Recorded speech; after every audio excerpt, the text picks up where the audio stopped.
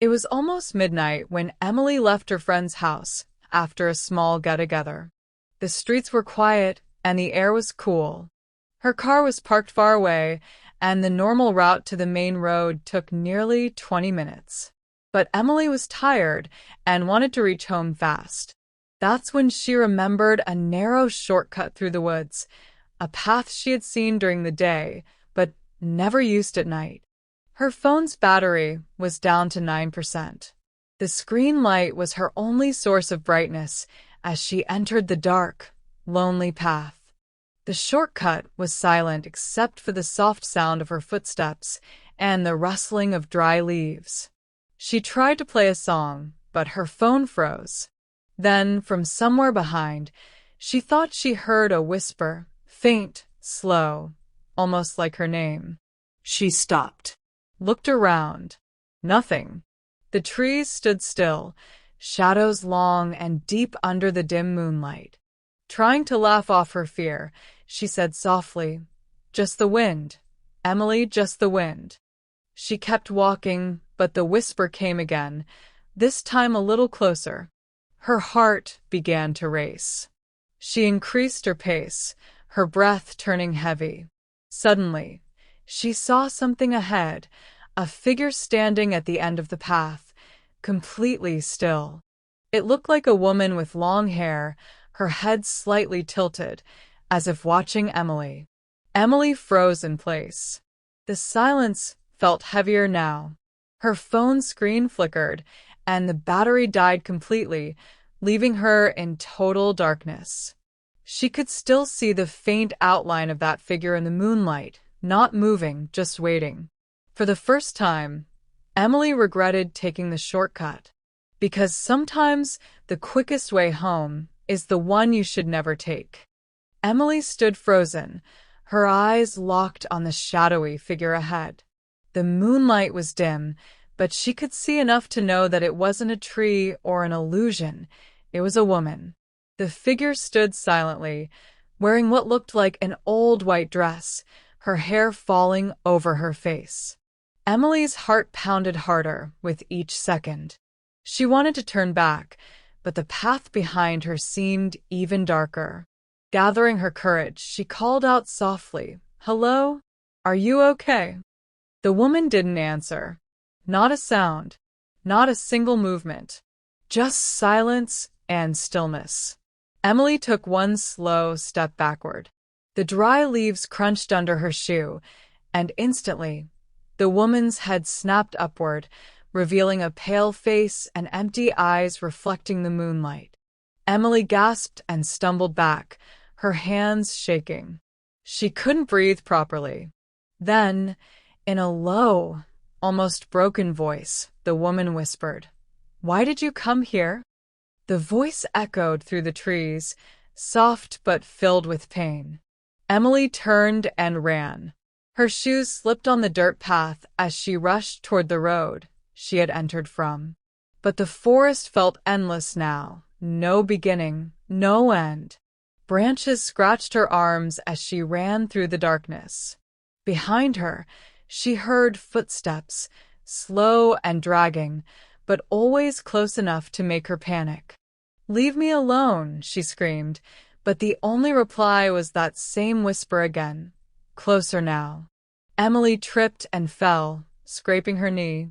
When she looked up, she saw the woman's white dress just a few feet away. The figure leaned forward, her voice trembling. "You shouldn't have taken this path." Emily closed her eyes in terror, wishing she had never left the main road.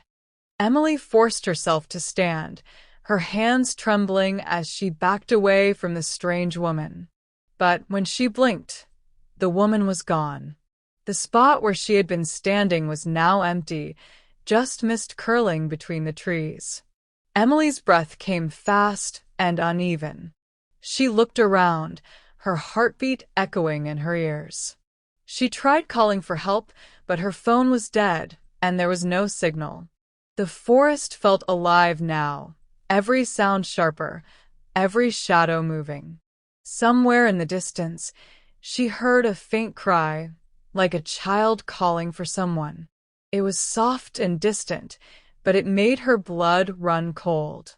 "Hello," Emily called, her voice shaking. "Is someone there?" The crying stopped. Then whispers. Many of them, whispering her name. Emily turned in circles, trying to find where the voices were coming from. But no one was there. The whispers grew louder, surrounding her, overlapping in strange tones. Some sounded angry, some sad, some pleading. She covered her ears and shouted, "Stop!" But the sound only echoed back at her. Suddenly, she saw something hanging from a tree, a small old photo tied with red string. She stepped closer, trying to see what it was. The photo showed a woman, the same face she had seen earlier, standing on this path. On the back of the photo, written in faded ink, were the words, "No one leaves the woods at night." A cold wind blew through the trees, carrying laughter, not joyful, but hollow and distant.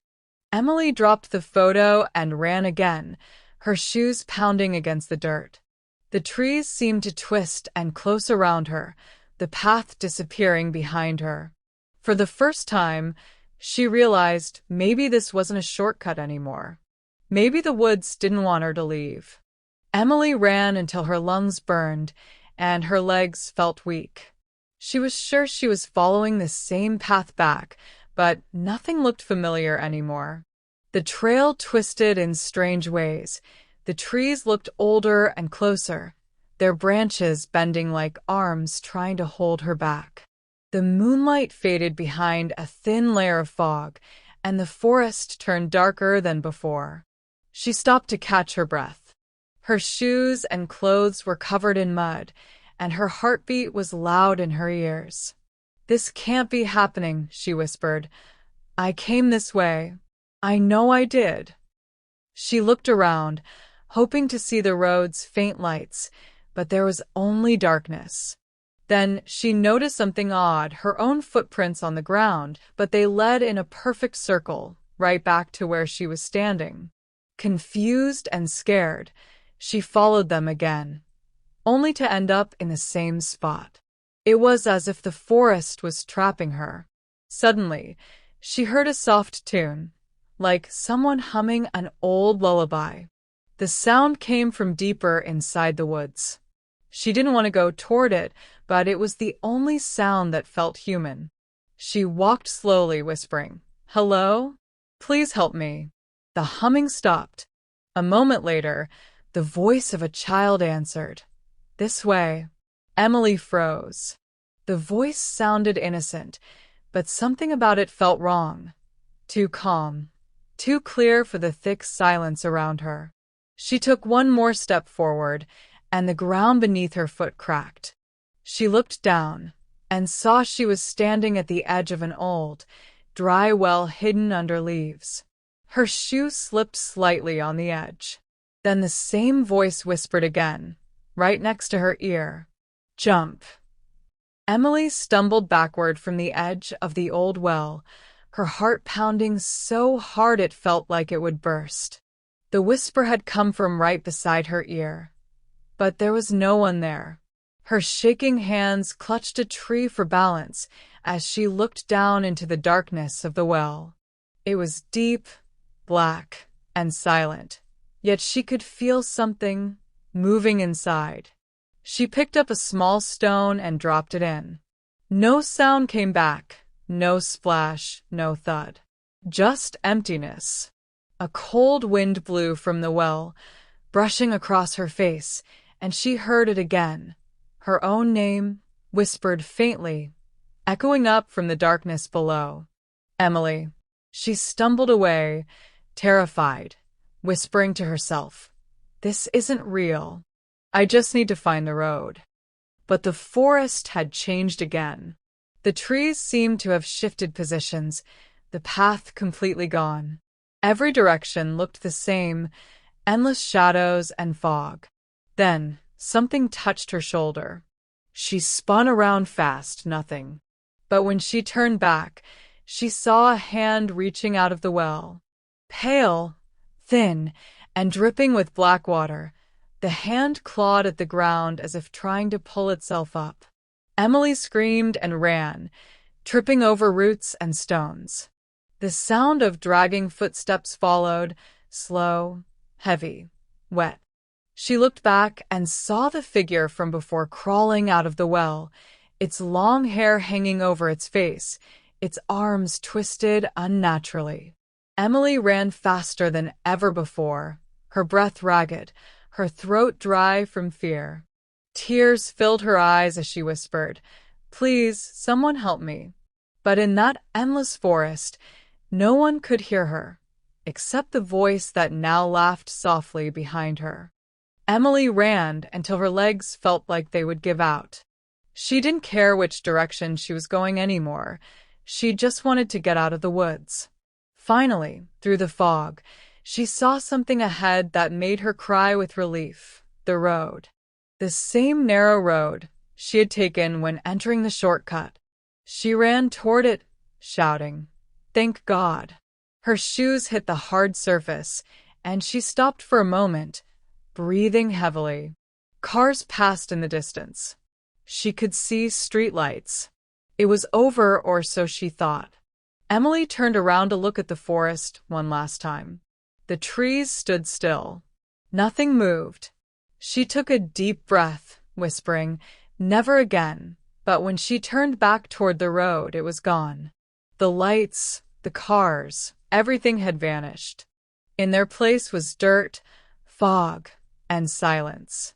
Her chest tightened as she realized she was still trapped. "No, no, no," she cried, backing away. She tried walking forward again, but every step only led her deeper into the fog. The road she thought she saw was never real. It was just the forest playing tricks on her. Then she heard footsteps approaching from behind. Slow, steady, and heavy, like boots crushing the leaves. Emily turned slowly, her voice trembling. "Who's there?" Through the mist, she saw a shape. Not the woman this time, but a man in old clothes, wearing a hat that looked from another century. His face was pale, his eyes hollow. He lifted his hand and pointed back toward the woods. "Go back," he said softly. "You're walking in circles." Emily shook her head, tears streaming down her face. "Please, I just want to go home." The man stared at her for a long moment, then disappeared into the fog, leaving only the echo of his voice. Emily stood in the thick fog, shaking from fear and exhaustion. Her clothes were torn, her feet muddy, and her throat dry from crying. She had seen things no one would ever believe. The woman, the whispers, the man in the fog, and now she was trapped in a forest that refused to let her go. She fell to her knees, whispering, "Please, just let me go home." The forest was silent, except for the faint rustle of leaves. Then, from the corner of her eye, she noticed a dim light shining through the trees, warm, golden, like a lamp. It looked real. It looked safe. Emily stood up slowly and walked toward it. The fog began to thin as she moved closer. She could see the outline of a small wooden cabin, with light glowing from a window. Smoke rose gently from the chimney. "Thank God," she whispered, her heart filling with hope. She knocked on the door, and after a moment it creaked open. Inside, a woman stood smiling kindly. "You look lost, dear," she said in a calm voice. Emily nodded, tears in her eyes. "Please, I need help. I can't find the road." The woman stepped aside and said, "Come in. You'll be safe here." Emily stepped inside and froze. The room was cold, and the air smelled like damp earth. On the wall hung old photographs, one of which showed Emily herself, standing in the forest, looking terrified. Her smile faded. She turned toward the woman, but the woman's face had changed. Pale, hollow, the same one she had seen in the woods. The door slammed shut behind her. The lamp flickered, and the whisper came again, right beside her ear. "Welcome back, Emily." The shortcut had no exit, and Emily was never seen again.